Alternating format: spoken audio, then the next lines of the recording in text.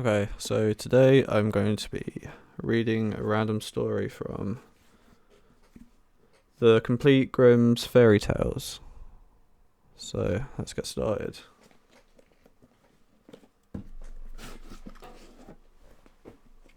Okay,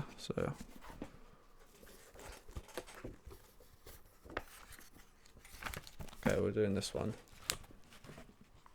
No, as this is publisher's notes. Okay, let's do that again. Okay. This one's very long. A short one because I can't be bothered to read too much. Okay, the dog and the sparrow. I'll show you the illustration first.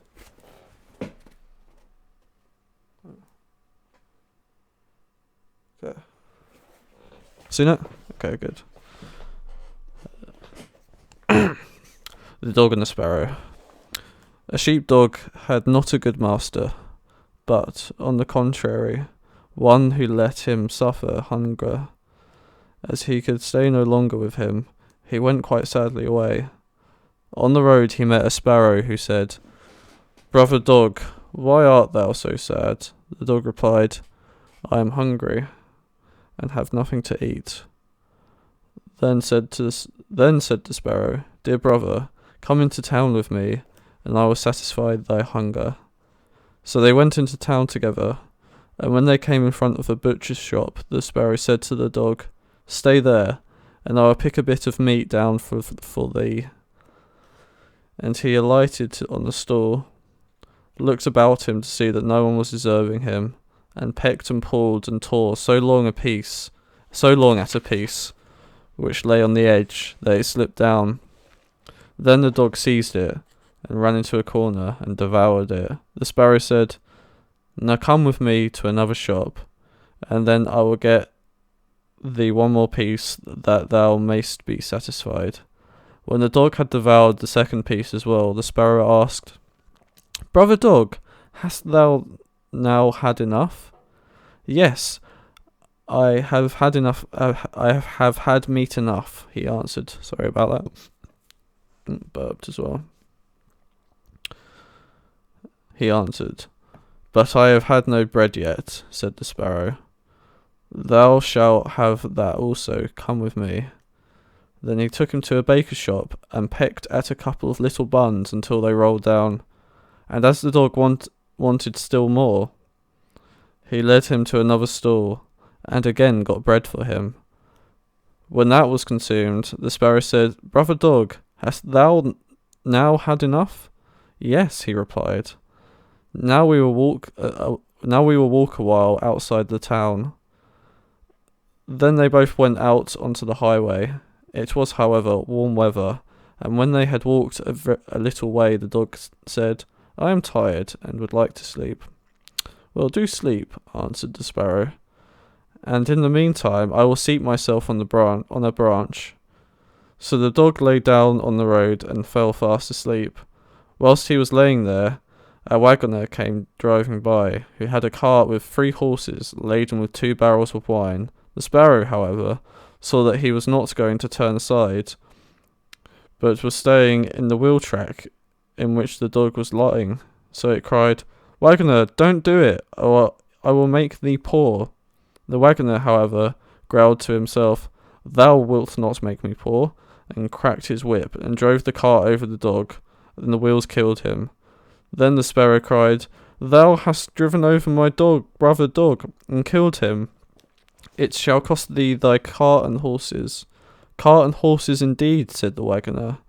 "What harm canst thou do to me?" and drove onwards. Then the sparrow crept under the cover of the cart, and pecked so long at the same bunghole that he got the bung out, and then all the wine ran out without the driver noticing it. But once he was looking behind him, he saw the cart was dripping, and looked at the barrels and saw that one of them was empty. "Unfortunate fellow I am," cried he. "Not unfortunate enough yet," said the sparrow, and flew onto the head of one of the horses and pecked his eyes out. When the driver saw that, he drew out his axe and wanted to hit the sparrow, but the sparrow flew into the air and he hit the horse on the head, and it fell down dead. "Oh, what an unfortunate man I am," cried he. "Not unfortunate enough yet," said the sparrow, sorry. And when the driver drove on with the 2 horses, the sparrow again crept under the cover and pecked the bung out of the second cask, so all the wine was spilt. When the driver became aware of it, he again cried, "Oh, what an unfortunate man I am." But the sparrow replied, "Not unfortunate enough yet," and seated himself on the head of the second horse, and pecked his eyes out. The driver ran up to it and raised his axe to strike, but the sparrow flew in the air, and the blow struck the horse, which fell.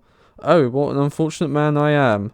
"Not unfortunate enough yet," said the sparrow, and lighted on the third horse's head, and picked out his eyes. The driver, in his rage, struck at the sparrow, without looking round, and did not hit him, but killed his third horse likewise. "Oh, what an unfortunate man I am," cried he. "Not unfortunate enough yet," answered the sparrow. "Now I will make thee unfortunate in thy home," and flew away. The driver had to leave the wagon standing, and full of anger and vexation went home. "Ah," he said to his wife, "what misfortunes I have had! My wine has run out, my horse, and the horses are all 3 dead." "Alas, husband," she answered, "what a malicious bird has come into the house! It has gathered together every bird there is in this world, and they have fallen onto our corn up there, and are devouring it." When he went upstairs, thousands and thousands of birds were sitting in the loft, and had eaten up all the corn, and the sparrow was sitting there in the midst of them. Then the driver cried, "Oh, what an unfortunate man I am." "Not unfortunate enough yet," answered the sparrow. "Wagoner, it shall cost thee thy life as well," and flew out. Then the wagoner had lost all of his property, and he went downstairs into the room and sat down behind the stove, and was quite furious and bitter. But the sparrow sat outside in front of the window, and cried, "Wagoner, it shall cost thee thy life." Then the wagoner snatched the axe and threw it at the sparrow, but it only broke the window and did not hit the bird. The sparrow now hopped in, placed itself on the stove, and cried, "Wagoner, it shall cost thee thy life." The latter, quite mad and blind with rage, smote the stove in twain, and as the sparrow flew from one place to another, so it fared with all his household furniture, looking glass, benches, table, and at last the walls of his house, and yet he could not hit the bird. At length, however, he caught it with his hand. Then the wife said, "Shall I kill it?" "No," cried he, "that would be too merciful. It shall die much more cruelly." And he took it and swallowed it whole. The sparrow, however, began to flutter about in his body, and fluttered up against the man's mouth, then stretched out its head and cried, "Wagoner, it shall cost thee thy life." The driver gave the axe to his wife and said, "Wife, kill the bird in my mouth for me." The woman struck, but missed her blow, and hit the wagoner right on the head, so that he fell dead, but the sparrow flew up and away. And that was a random story from this. If you liked it, drop a like. If you didn't like it, leave a dislike. Thank you for watching. Bye.